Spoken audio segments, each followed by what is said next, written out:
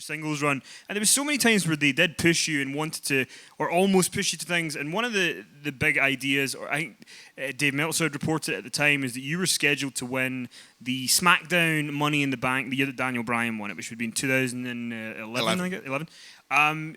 Any truth that you were going to win that, and why did that not come to fruition, do you think? Yeah, 100%. So the core demised fairly rapidly after its inception, and I ended up having a feud with Ezekiel Jackson over the Intercontinental Championship. So my career from where it was at the end of December 2010, when I was still with the Nexus, to 6 months or 5 months later at the demise of the core was really polar opposite. So I was flying high, and the core had been this huge letdown for me, and my career had sank at that point. So I think there was still this idea that, listen, Wade was so hot as this heel, let's get him back up there, and we have Money in the Bank coming up, and that was still a pretty big deal. I think people are a bit jaded by Money in the Bank now, because how many times can you watch a cash-in and get excited about it? But at the time, it was still fairly new, so the idea was Wade is going to be in one of the competitors in the Money in the Bank this year. I think Justin Gabriel was in there, Heath Slater was in there, Kane was in there, Daniel Bryan was in there. So there was 6 or 7. I think Christian might have been in there too, if I'm remembering that correctly. But there were 6 or 7 guys in there who at the time were all, having potential, and we were pretty excited. So we get there the day before the match. Money in the Bank ladder match is one of the rare matches that you actually have rehearsals for, because it's less of a wrestling match and more of a stunt show. And it's kind of set up like dominoes where, okay, this part of the match, we need to set up this ladder here so it's there later when this guy gets thrown off this ladder and it's got something to land on. And the whole thing is just like a puzzle that you have to put together piece by piece. So we get there the day before, we put the match together. The plan is, I'm going over, I'm going to be the Money in the Bank champion, I'll have the briefcase, and presumably at that point I will eventually go on to be cash it in and be the WWE champion, which, let's face it, is everyone's goal who gets the WWE. So I get informed of that, we put the whole match together, we set it up, and I'm incredibly excited. I mean, there's not much you can tell a wrestler in WWE that will excite him more than hearing that he's going to win his first ever WWE championship, even though that was going to be a little bit down the line. But at that point, winning the briefcase, nobody had ever failed on a cash-in, and I knew if I got it, I was going to win the title. So I was thrilled. It was great news. Go home. Next day of the pay-per-view, we turn up. We're all kind of in catering. We go down to the ring. We have a chat with the guys. Plan's still the same. Vince and the writers are all having a meeting. And probably about an hour before the show goes live, we're all kind of getting our gear on.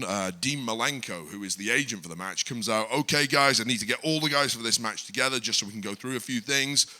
He tells us, okay, we're going to put the match together, but just to let you all know, Vince has had a change of heart. He's decided now that he wants Daniel Bryan to win the match, and Daniel Bryan's going to win the briefcase, and there we go. So I was informed then, and obviously I was inside fucking furious when I heard this. But you keep up a stiff upper lip, as they say, and you go along with it. I was pleased with Bryan. He was a great guy, and subsequently it obviously worked out pretty well for him. But to me personally, that was a moment that was incredibly disappointing, and I knew that things in my career, looking back now anyway, would have been very different had I actually won that match. And that's something where a career can turn on a dime, really, as they say in America, and I could have potentially won my first championship there and gone on to have a very different career path than I subsequently did. So I was told the reason why Daniel Bryan was chosen instead of me is that Pat Patterson had gone to bat for Daniel Bryan, and behind the scenes, Pat had a infatuation with Daniel. Oh, that's the wrong word. He had a I don't want to paint this in a way it shouldn't go. That's not what I meant at all. He was a big fan of Daniel Bryan. Let's put it more like that. And Pat is a great guy. I've got nothing against Pat at all, even despite this. But he went to Vince McMahon, and he's very much a Vince McMahon right-hand man. He's known him for years. They've worked very closely together. And he went to Vince and said, look, we've never done something like this before. Daniel Bryan, who at the time was being portrayed as a complete loser, a dweeb, skinny, not big enough to be a wrestler, a dork. Vince genuinely didn't like Daniel Bryan at the time, I don't think.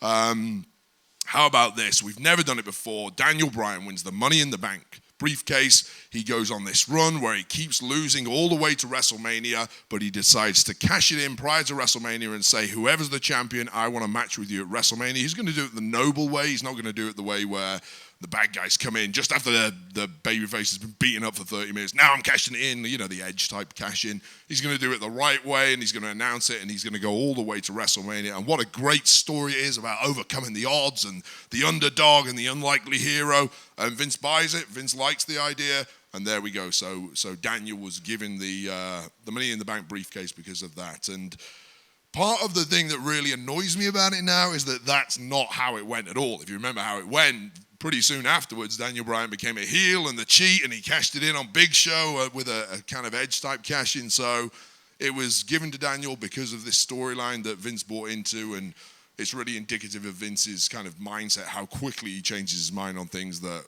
within 2 or 3 months later, Daniel was now a heel, and that story had been forgotten about. So that was certainly a career disappointment for me, and looking back, I think things could have gone very differently had they stuck with the original plan of me winning that Money in the Bank briefcase.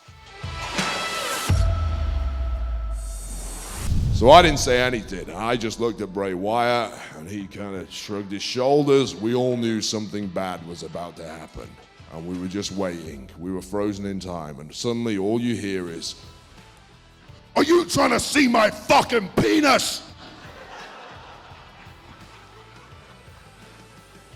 Followed by this terrified 16-year-old running out of there.